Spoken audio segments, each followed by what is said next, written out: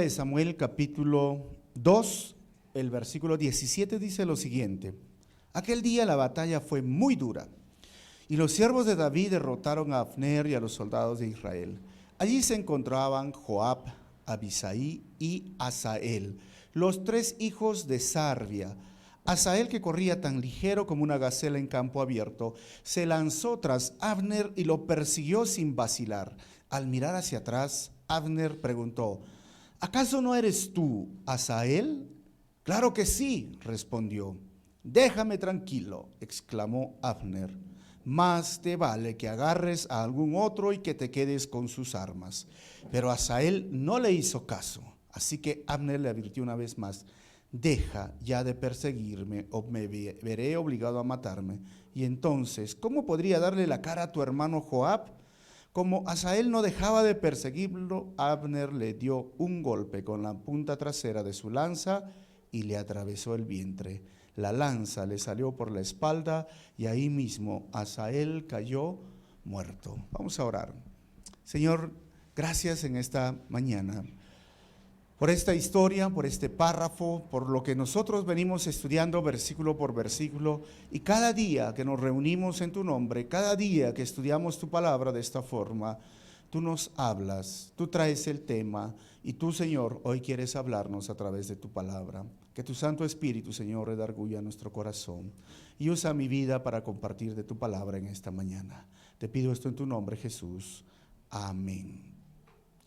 Estamos entrando en este momento en el capítulo 2, que va a narrar la continuación de lo que hemos estado estudiando en el libro de Primera de Samuel, de la monarquía unida. Esta etapa es una etapa muy importante en el reino de Israel. El título para este capítulo para mí sería El rey sin reino completo. Porque nos hemos quedado la semana pasada cuando David se entera que Saúl y Jonatán, su gran amigo, ha muerto. El primer rey de Israel, de la monarquía unida, ha muerto. Recordemos que son tres reyes. Es Saúl, ahora viene David y ahora viene, más adelante vamos a estudiar a Salomón. Pero el primer rey, por desobedecer, por terriblemente, diríamos, ceder a su propio egoísmo, a escuchar a su voz y no recordar que Dios lo puso en ese lugar, terco, rebelde, desobediente, hasta el punto de volverse abominable porque fue a consultar a una adivina, cosa que Dios lo dijo tajantemente: nunca consultes a una adivina, te vas a hacer abominable. Al día siguiente, la palabra que vino sobre él se cumplió y murió. Ahora habían pasado diríamos 20 años aproximadamente, desde que David, siendo un jovencito, fue visitado por Samuel, porque precisamente en ese momento Saúl desobedeció a Dios, le dijo: tu reino va a ser quitado de ti, ni tu descendencia, nadie va a reinar. Dios se levantó otro hombre conforme a su corazón. Y dice Josefo que David tenía 12 años, 14 años, un jovencito, un adolescente. Samuel fue, lo buscó, puso aceite sobre su cabeza. Y ahora este jovencito iba a ser el rey. Pero ¿cuánto tiempo pasó? 20 años aproximadamente, hasta que llegó el día en que Saúl murió. Murió en manos de los filisteos porque David tenía dos oportunidades de matarlo. Dijo: yo no voy a tocar al ungido del Señor. Y en este momento nos encontramos. Él se entera, un joven amalecita quiere ganarse méritos con David. David dice: yo tengo un principio, nadie debe tocar al ungido, por tanto tú mueres. ¿Recuerdan? Todo eso está grabado en las crónicas, no, en el Facebook ahora. Si existiría crónicas, pondríamos crónicas, pero ahora está grabado en el Facebook y lo pueden ver. En esta historia van a surgir personajes que para ustedes quizás son nombres nuevos, pero vamos a tratar de poner quiénes son. Primeramente vamos a recordar Joab. ¿Quién fue Joab? Joab es hijo de Sarvia. ¿Y quién es Sarvia? La media hermana de David. Y si es la media hermana de David, Joab llegaría a ser su sobrino. En otras palabras, familiar, sobrino de David. Era uno de los generales de David y más tarde él va a llegar a ser comandante en jefe de David. Luego va a haber Abner, que son muy parecidos estos personajes, pero es curioso porque es primo de Saúl. Por lo tanto, llega a ser el comandante en jefe de Saúl y estaba en el bando de Saúl Isboset, se llamaba, el otro hijo, que vamos a ver más adelante, de Saúl. Luego tenemos a Abisai. ¿Quién era Abisai? Hermano de Joab. Y si hermano de Joab era sobrino de David, ¿qué vendría a ser Abisai? Sobrino también de David. Alto oficial del ejército de David, eran jefe de los tres que tenía muy cerca, y él estaba en el bando de Joab y de David. Luego tenemos a Asael. Asael, hermano de Abisai y Joab. Entonces los tres eran sobrinos ¿de quién? De David. Alto oficial, uno de los 30 guerreros seleccionados, conocido de hombres de pies ligeros. Corría, dice, como una gacela, o sea, era un velocista, si lo podríamos llamar, y estaba en este bando de David. Isboset, hijo de Saúl. Es curioso porque Isboset no aparece en la historia hasta ahora. Y hemos leído que en el capítulo 31 los tres hijos de Saúl mueren. Parece que Isboset era hijo de una de sus concubinas de Saúl, por eso no se menciona, pero al final era hijo, y en momento sucesión de Saúl, pero elegido por este general o este comandante Abner, pero más por intereses personales, y eso lo vamos a ver más adelante. Estaba en el bando de Saúl. Si ustedes pueden distinguir, todos los que están con rojo son del bando de David, y los que están con celeste son del bando de Saúl, y empieza el conflicto, ¿ok? Recuerden entonces, Joab, Abner, Abisai, Asael y Isboset.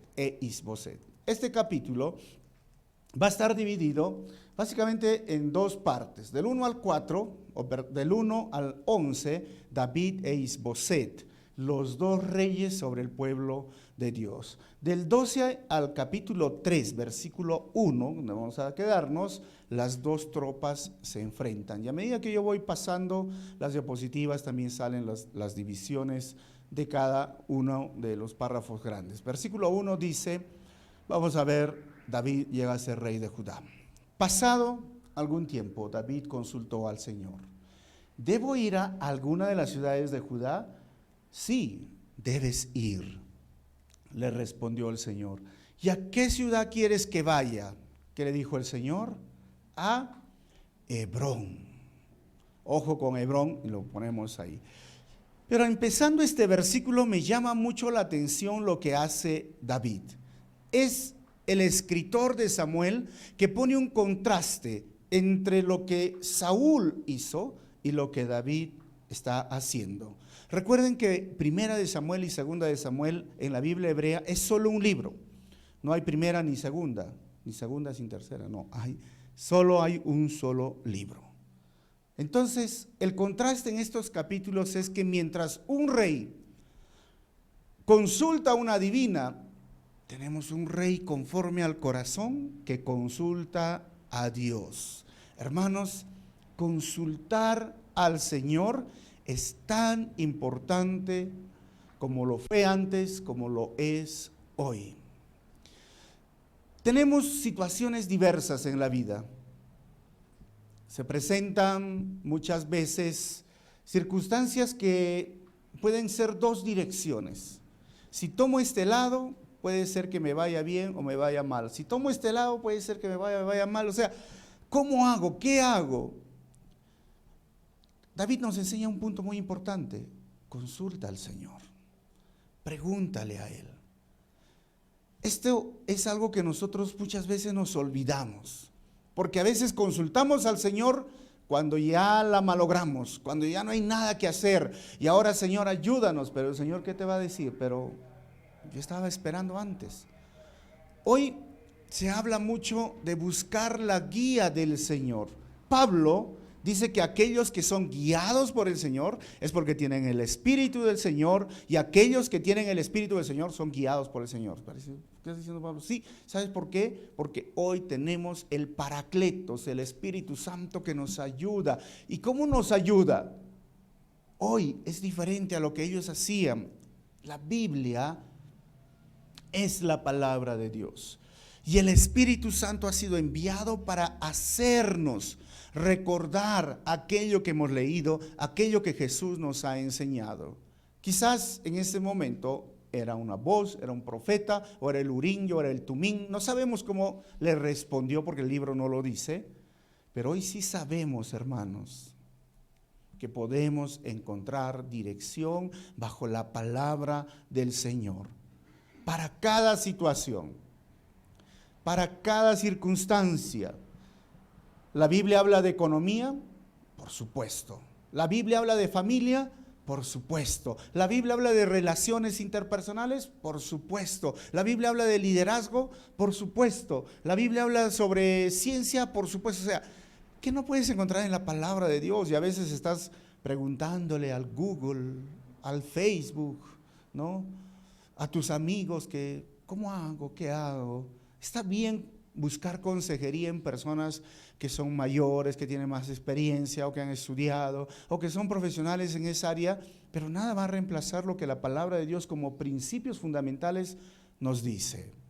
Miren, Hebreos capítulo 1, versículo 1 al 2, nos dice claramente el escritor de Hebreos. Dios, que muchas veces y de varias maneras habló a nuestros antepasados en otras épocas por medio de los profetas, como en el caso quizás de David en este momento. Y dice el escritor de Hebreos, en estos días finales nos ha hablado por medio de ¿quién? De su Hijo.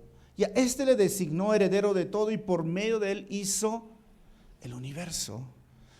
Si Dios es capaz de crear el universo y con todos sus misterios y tiene una sabiduría interminable, inimaginable, ¿por qué yo a veces quiero consultar a alguien que ni siquiera sabe de la vida, por asuntos de la vida? A veces nos enredamos y nos metemos nosotros en problemas por no solamente consultar a personas equivocadas, sino por escuchar nuestra propia voz. En la multitud de consejos, dice la palabra, hay sabiduría. A veces hay personas que son tan obstinadas y solo se escuchan a sí mismos y no escuchan a los demás y ni preguntan a Dios, y porque solamente se agarran un momento y dicen voy a orar, pero nunca tienen un tiempo de oración y desean ser guiados por el Señor. No va a suceder. Así no funcionan las cosas, hermanos. Busca en tu devocional, lee en tu devocional la palabra de Dios, conversa con Dios. Claramente se dice que la oración es una conversación con Dios, pero muchas veces parece un monólogo en el cual la persona que se pone a orar dice, Señor, te pido esto, te digo lo otro, te digo lo otro, y chao, se acabó. ¿Y cuándo escuchas la voz de Dios? En el Antiguo Testamento vas a encontrar muchas veces que ellos decían, meditar en tu palabra. ¿Sabes qué significa esto? Leer, orar la palabra, que es una técnica que nosotros enseñamos en el sermón expositivo. Tú agarras la Biblia y empiezas a rumiar, a comprender. Deja que Dios te hable, escucha su voz, porque si no, se va a convertir en un monólogo, y las oraciones no son monólogos, hermanos, son diálogos, son conversaciones, y Dios quiere hablarte. Otra de las formas es cuando estamos adorando al Señor. ¿Cómo hoy podemos ser guiados? Mira, hermanos, adórale con todo tu corazón, sírvele al Señor. Siempre les digo, vengan temprano a la iglesia porque es un tiempo de adoración, de dar al Señor. Hoy es la forma en que Dios va hablando a sus hijos, y por muchas otras formas. Antiguamente lo hacía por los profetas, pero David hizo algo, consultó a Dios primero. ¿Voy a ir? ¿Voy a hacerlo? Qué triste que Saúl no lo hizo, ¿verdad? Ahora dice que le dijo, corre a Hebrón. ¿Dónde queda Hebrón? Si ustedes ven la flechita, aquí es Hebrón. Este es un mapa ya del reino dividido, pero más o menos está sucediendo algo así. David lo escogió a Hebrón por muchas formas. ¿Por qué? Primero, porque era la ciudad más grande de Judá en ese tiempo. Segundo, porque era segura contra los ataques. Tercero, porque estaba localizada cerca del territorio de Judá. Y cuarto, muchas rutas principales de comercio convergían en Hebrón. O sea, esto hacía de esta manera difícil el corte de esas líneas de suministro, de comercio y todo. Hebrón fue su punto estratégico por varios años, y vamos a ver cuántos años. Versículo 2. Así que David fue allá con sus 2 esposas. Y cuando leo esto, ¿qué? 2 esposas. Y si un joven lee esto me va a preguntar, pero pastor, si David tenía 2 esposas, ¿por qué yo no puedo tener hoy día 2 esposas? Bueno, ahorita les voy a decir. Fue con sus 2 esposas. ¿Cómo se llamaban? Ahinoam, la jezreelita, y Abigail, la viuda de Nabal de Carmel, que ya lo hemos estudiado.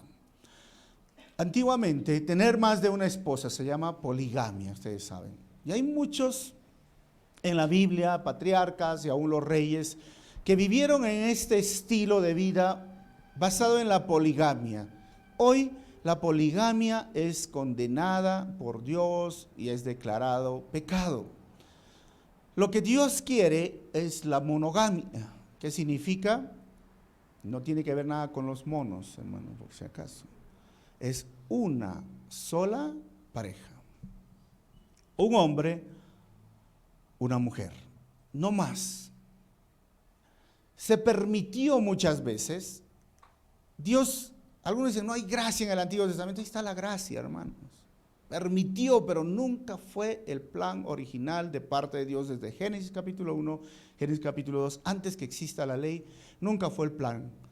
Y cuando a Jesús le preguntaron sobre este punto, Jesús dijo, nunca fue idea de Dios. En el principio Dios creó hombre y mujer, y los dos se juntan, se unen a su mujer, son un solo ser, dejan papá, mamá, y lo que Dios ha unido, que ningún hombre o mujer, lo separe.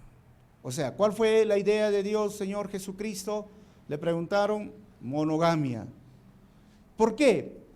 Porque cuando se rompen los patrones, los planes de Dios, la sociedad, la familia sufre. Aún para los reyes, en Deuteronomio en capítulo 17, versículo 14 al 17, Dios dio esta orden y vamos a leerlo. Dice, cuando tomes posesión de la tierra que te da el Señor tu Dios y te establezcas. Si alguna vez dices, quiero tener sobre mí un rey que me gobierne, así como lo tienen todas las otras naciones que me rodean, ya llegó este momento, porque Deuteronomio fue escrito antes, casi 400 años antes de que suceda esto.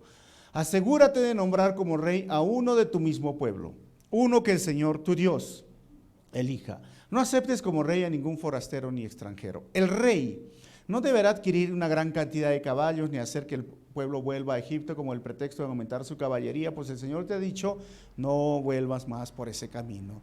Y lo segundo que le dijo es que el rey no tomará para sí muchas mujeres.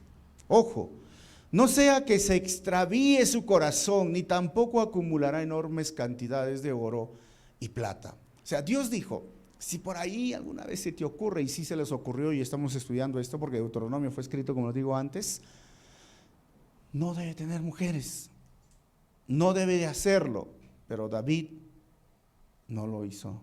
David desobedeció esa orden. Versículo 3. Se llevó además a sus hombres, cada cual acompañado de su familia, y todos se establecieron en Hebrón y sus aldeas.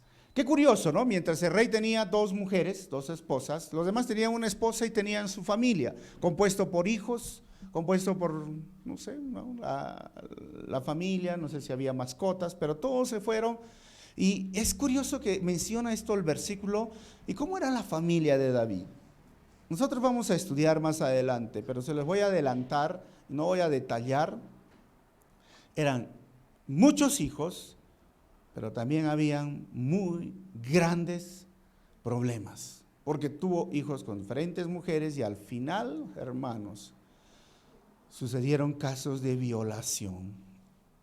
Un hermanastro viola a su hermanastra, asesinato, entre ellos los hijos se asesinan, rebelión contra su reinado, la codicia, el poder, hermanos, todo esto le vino, ¿sabes por qué? Por tener hijos en diferentes mujeres por romper el patrón que Dios estableció desde el principio. Dios dijo monogamia, una mujer, un hombre, nada más. Es triste cuando suceden estas cosas. ¿Y qué fue de su hijo? Miren la influencia que pudo decir. Este es el ejemplo, ¿no? Primera de Reyes 11, 3 al 4, Salomón dice, tuvo 700 esposas, hermanos, que eran princesas, y 300 concubinas. 700 más 300, 1000. What's? Todas estas mujeres hicieron, ¿saben qué hicieron de Salomón? Que se pervirtiera su corazón. En efecto, cuando Salomón llegó a viejo, sus mujeres le pervirtieron el corazón, de modo que él siguió a otros dioses. Y no siempre fue fiel al Señor su Dios como lo había sido su padre David. A pesar de que David estaba por ahí. Pero miren, hermanos, cómo nosotros como padres podemos influenciar de forma negativa o de forma positiva. Es cierto que los hijos toman sus decisiones, pero por estudios entendemos que normalmente siguen los ejemplos de los padres, normalmente. Pero acá ya Salomón se pasó, pues, ¿no? Cuando a mí me preguntan, pero si David tenía dos, ahí está, si Salomón tenía 1000, digo, a las justas estoy con una, ¿y cómo quieres tener dos, no? O sea, no solo es que yo tengo que, como esposo, tratar como Cristo trató a la iglesia, a Dorquitas, también es cuidar, es proteger. Y bueno, hay mujeres que tienen un estilo de vida, no Dorquitas, ¿eh? Pero cuesta mantener, ¿no? Algunos hombres dicen, toda la plata se va allá, no sé. Pero entonces, ¿cómo pueden hacer esto? En el sentido de muchas personas a veces quieren buscar alguna excusa para su propio pecado, pero a la vez recuerden este principio: romper aquellos mandamientos va a traer consecuencias que quizás más tarde te vas a sentir muy, muy, muy triste. Y créeme, hermano, qué difícil será acabar tus días en esta forma. Qué difícil. Salomón, su corazón se desvió. Pero eso no es todo. Vamos a estudiar más adelante que por culpa de eso el Señor les dijo: tu reino se va a dividir. No quisiste hacer caso, no quisiste ser fiel, vas a sufrir las consecuencias. Eso lo vamos a estudiar más adelante. Versículos 4. Entonces los habitantes de Judá fueron a Hebrón y allí ungieron a David como rey de su tribu. Entonces tenemos un rey. Ahora, ¿qué pasa? Versículo 4b. Además le comunicaron que los habitantes de Jabes de Galat habían sepultado a Saúl. 5. Y entonces David envió a los de Jabes el siguiente mensaje: que el Señor los bendiga por haberles sido fieles a su señor Saúl y por darle sepultura. 6. Y ahora que el Señor les muestra a ustedes su amor y fidelidad, aunque yo también quiero recompensarlos por esto que han hecho. Recordamos esto, que en el capítulo 31 los filisteos, al ver que estaba ya muerto Saúl, le cortaron la cabeza, el cuerpo lo llevaron a una muralla, quisieron avergonzarlo. Pero los habitantes de Jabes de Galat, recordando cómo fue ese momento que Saúl los liberó de sus enemigos, vienen y lo rescatan, se atreven a enfrentar o con valentía, entran a territorio enemigo, sacan los cuerpos y le dan sepultura. Y David dice: yo les agradezco por esto. ¿Y cómo agradece? Dice David: que el Señor les muestre a ustedes su amor y fidelidad. Hermanos, el amor y la fidelidad también de ellos, por ser fieles, es algo muy importante que debemos mantenerlo siempre. Y aquí estamos hablando de pareja y de relaciones. El amor siempre debe llevarnos a la fidelidad. Dios tiene amor, Dios es fiel, y yo sé que nosotros estamos aprendiendo y todavía a veces no amamos como Dios ama y no somos fieles como Dios lo es con nosotros. Pero deberíamos mantener siempre recordando estos principios. Amor y fidelidad deben de ser trabajados cada día, porque eso no viene de forma natural, hermanos, hay que trabajarlo. Y lo que nos dice este versículo también es ayudar a los que te ayudaron a un día. Nunca debemos de olvidar esto, hermano. Ayuda. Si alguna vez necesita ayuda esa persona que te ayudó, ayuda a quienes te ayudaron como lo hicieron los Jabes de Galaad. Versículo 7. Cobren ánimo y sean valientes, pues aunque su señor Saúl ha muerto, la tribu de Judá me ha ungido como su rey. Y eso le dice David a los habitantes de Jabes de Galaad. Versículo 8 al 11, Isboset, rey sobre Israel. David era rey sobre Judá. 8. Entre tanto, Abner, hijo de Ner, general del ejército de Saúl, llevó a Isboset, hijo de Saúl, a la ciudad de Mahanaín. 9. Y allí lo instauró rey de Galat, de Gezerui, de Jezreel, de Efraín, de Benjamín y de todo Israel. Recuerden que cuando hay la división del reino, son 10 tribus que se quedan en el norte con Israel y 2 tribus en el sur. Versículo 10, Isboset, hijo de Saúl, tenía 40 años cuando fue instaurado rey de Israel. Amén, hermanos. 40 años llegó a ser rey. ¿Y reinó cuánto? 2 años.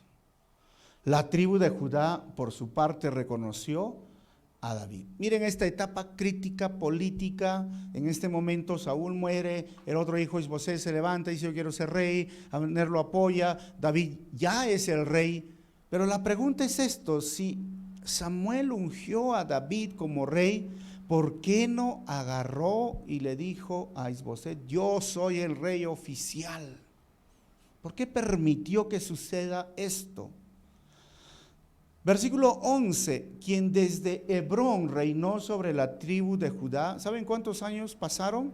7 años y 6 meses. O sea, David es nombrado rey. ¿Y qué pasó con esos 2 años? Pareciera que Abner estaba haciendo frente, pero al final lograron ponerlo como rey y solo gobernó 2 años, mientras que David gobernó 7 años y 6 meses, 7 años y medio. ¿Qué significa esto? ¿Qué tal paciencia de David?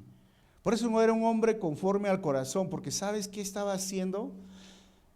Él era el rey legítimo, ungido por el profeta Samuel, pero él lo que estaba haciendo es simplemente decir: el Señor tiene todo en control. Yo no me voy a apurar. Si el Señor desea que esto suceda, bueno, el Señor tendrá un propósito. ¿Saben? Nuestro Señor Jesucristo viene del linaje de David. Y hoy sigue haciendo lo mismo con nosotros. Jesús no obliga a nadie a seguirlo. Jesús no fuerza, Jesús no amenaza diciéndote: sígueme.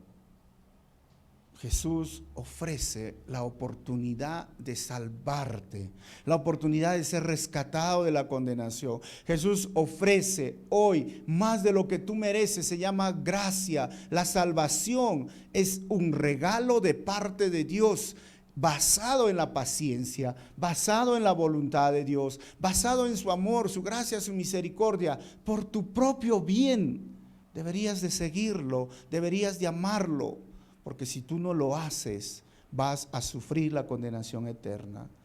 Jesús no obliga a nadie, y espero que nadie se sienta obligado acá de venir, pero David estaba haciendo lo mismo.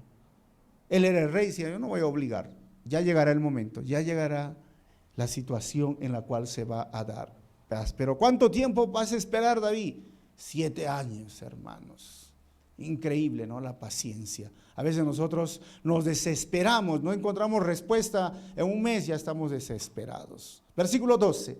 Abner, hijo de Ner, salió de Manahayín con las tropas de Isboset, hijo de Saúl, y llegó a Gabaón. Joab, esta es la segunda parte, ¿no? Cuando viene la guerra, hijo de Sarbia, por su parte, salió al frente de las tropas de David. Los 2 ejércitos se encontraron en el estanque de Gabaón y tomaron posiciones en lados opuestos. Y ahora viene la guerra, ahora viene el conflicto, los 2 bandos. Esa foto la saqué justo cuando estaban ellos al frente. No, Tú pones en el Google y sale eso. Versículo 14. ¿Qué pasó? Entonces Abner le dijo a Joab. ¿Quién era Abner, recuerdan? De David. Joab, de Saúl. Propongo, dice, que salgan unos cuantos jóvenes y midan sus armas en presencia de nosotros, de acuerdo. Respondió Joab. Era algo costumbre que tenían a veces, o salía un guerrero o salían varios guerreros, y si el que ganaba, bueno, evitaban todo el derramamiento de sangre. Era como el caso de David y Goliat, ¿recuerdan? Los filisteos dijeron, yo traigo a mi campeón, a ver, traigan su campeón. O si algunos han visto por ahí la película Troya, creo que se llama, ¿no? Cuando traen su campeón. Bueno, ¿qué pasó? Versículo 15. Así que pasaron al frente 12 jóvenes del ejército benjaminita, de Isboset, hijo de Saúl, y 12 de los siervos de David. 12 versus 12, 16. Cada soldado agarró a su rival por la cabeza y le clavó la espada en el costado, de modo que ambos combatientes murieron al mismo tiempo. Por eso a aquel lugar que queda cerca de Gabaón se le llama Helcat Hasurín. Así lo agarró, lo tomó también inmediatamente. Y ellos murieron inmediatamente. ¿Y qué sucedió? Versículo 17. Y aquel día la batalla fue muy dura. Y los siervos de David derrotaron a Abner y a los soldados de Israel. ¿Quién derrotó a quién, hermanos? Los siervos de David derrotaron a Abner y a los soldados de Israel. Versículo 18. Allí se encontraron Joab, Abisai y Asael, los tres hijos de Sarbia. Entonces, Joab, ¿de quién es? De David. Asael, que corría tan ligero como una gacela en campo abierto, se lanzó tras Abner, versículo 19, y le persiguió sin vacilar. 20. Al mirar hacia atrás, Abner preguntó, ¿acaso no eres tú Asael? Claro que sí, respondió. 21. Déjame tranquilo, exclamó Abner, más te vale que agarres a algún otro y que te quedes con sus armas. Pero Asael no le hizo caso. ¿Por qué Asael lo está persiguiendo a Abner? Claramente el versículo dice, él quería sus armas. Como estaban ganando la batalla, él dijo, yo quiero tener las armas de este comandante del ejército opuesto. ¿Para qué quería tenerlo? Para su propia gloria. Él quería regresar y qué mejor, ¿no? Derroté al cabecilla, al comandante, lo derroté y aquí están sus armas. Pero a Abner, ¿qué le dice? Mejor no lo hagas, desiste. Versículo 22. Así que Abner le advirtió una vez más, deja ya de perseguirme o me veré obligado a matarte. Y entonces, ¿cómo podría darle la cara a tu hermano Joab? O sea, Abner estaba preocupado ¿por quién? No por Asael, sino ¿por quién? Joab era otro guerrero, hermano. Seguramente se unió ahí cuando estaban en la cueva de Adulán, pero era uno de los guerreros más fuertes, duros, y él estaba, yo tengo miedo a tu hermano, no te tengo miedo a ti. Y si yo te mato, ¿qué va a pasar? Tu hermano se va a querer vengar de mí y así yo no quiero vivir. Así que mejor regresa a tu casa. ¿Y qué decía Asael? No, yo te voy a matar. Versículo 23. Como Asael no dejaba de perseguirlo, Abner le dio un golpe con la punta trasera de su lanza y le atravesó el vientre. La lanza le salió por la espalda y ahí mismo Asael cayó muerto. Todos los que pasaban por ahí se detenían a ver qué, el cuerpo de Asael. ¿Qué vemos aquí en Asael? Asael era uno de los valientes, era un soldado aguerrido, rápido, pero aquí vemos la persistencia de Asael. Abner le advierte, le dice, no, pero él es persistente. ¿Qué es la persistencia? Podríamos decir, hermanos, que la persistencia es esa cualidad buena, si se usa para buena causa, pero si la metes exclusivamente el honor personal, o de algún beneficio, la persistencia puede ser más que simple terquedad. Esto es lo que sufren muchos adolescentes, muchos jóvenes. Sí, está bien ser persistente, ¿no? Lucha por tus sueños, se les dice, porque si no alguien vivirá tus sueños. ¿Han escuchado estas frases, no? Sigue tus sueños, y el mayor sueño que yo tengo es después del almuerzo. Sale por ahí a molestar. Luchen, peleen. Yo digo, hermanos, sí está bien a veces, y puede cobrarte la factura o puede ser en contra tuya, como lo fue en el caso de Asael, cuando tú buscas tu propio beneficio.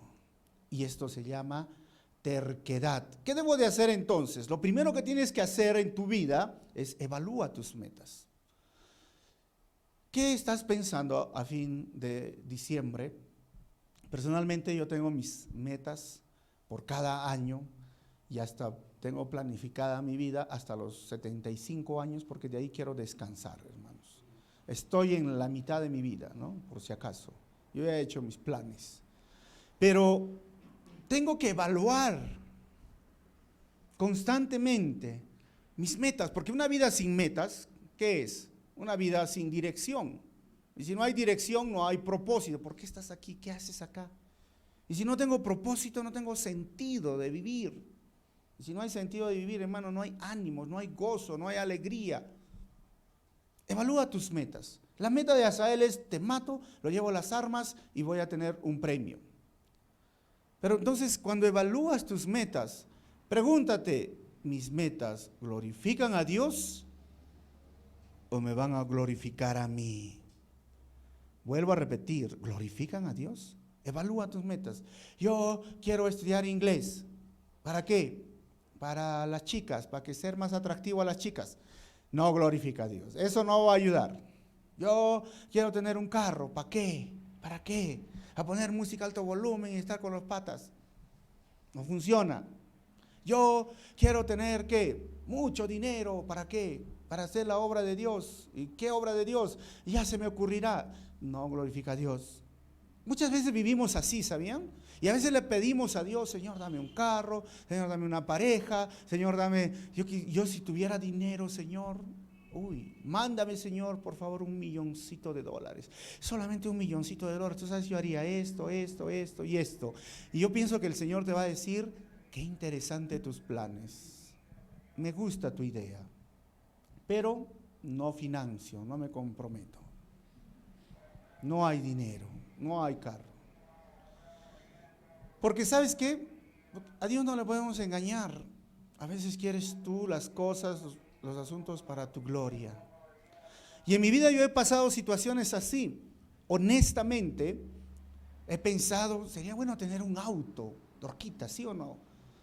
Sí, sería bueno tener un auto. Así que le agarré y le dije: Señor, por favor, dame un auto, porque necesito hacer.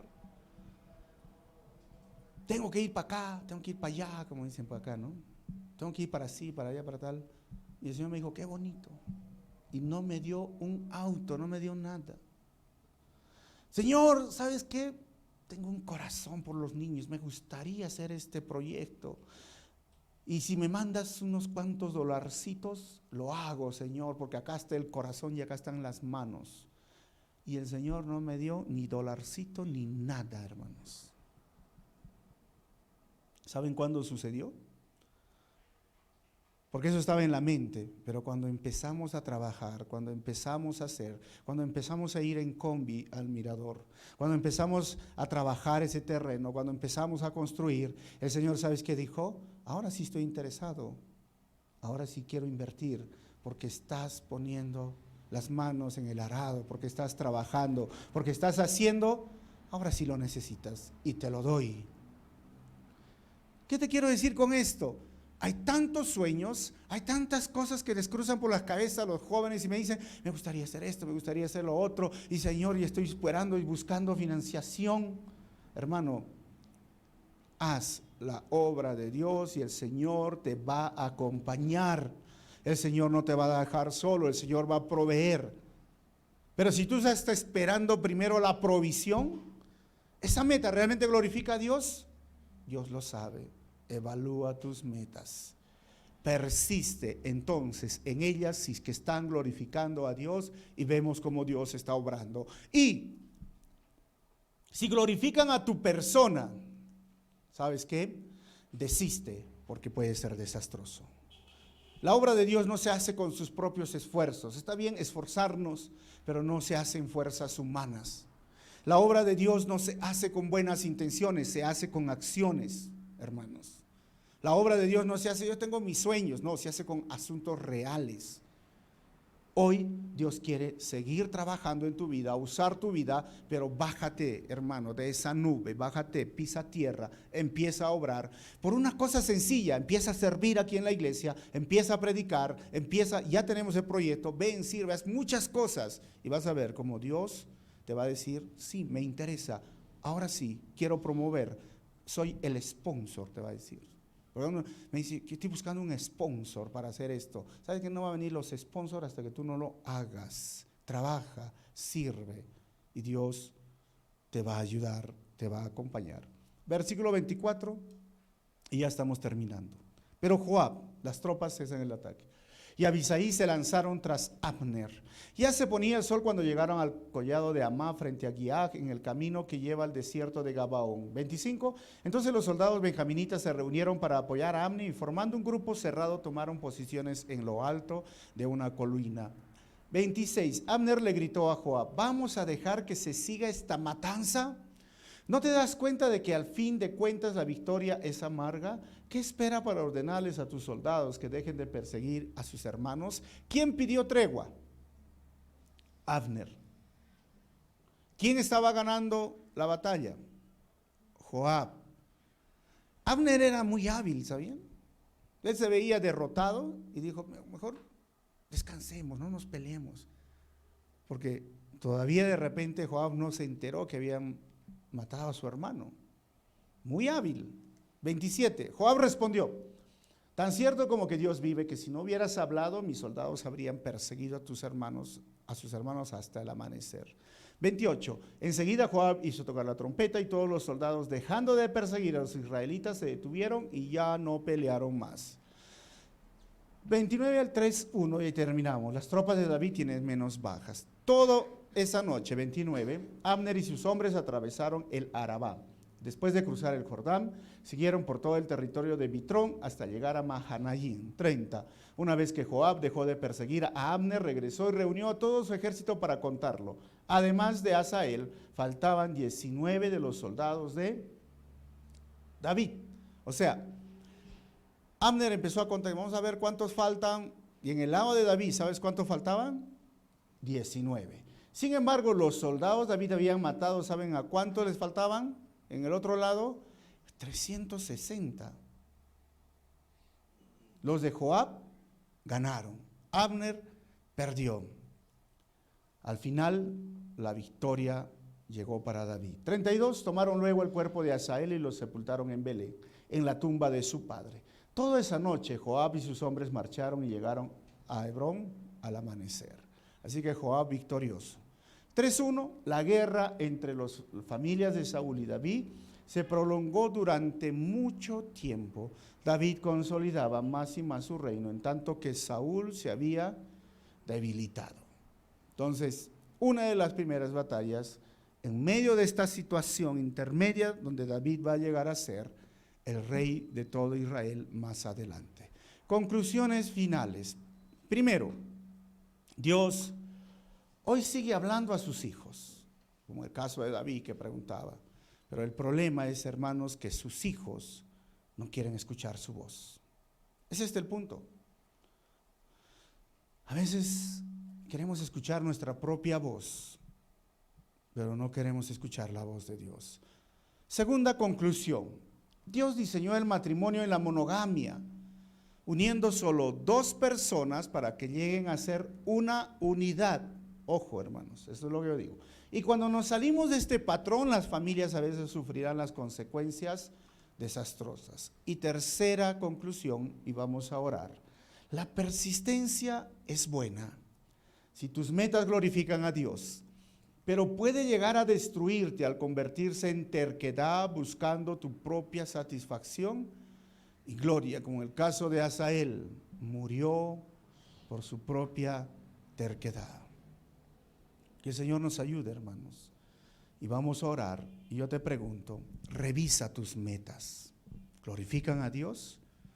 Si no glorifican a Dios, desiste. Dile, Señor, por favor, cambia, estructúrame, ayúdame a encontrar. Habla con Dios. Y este es el momento de escuchar su voz. Vamos a cerrar nuestros ojos y vamos a orar.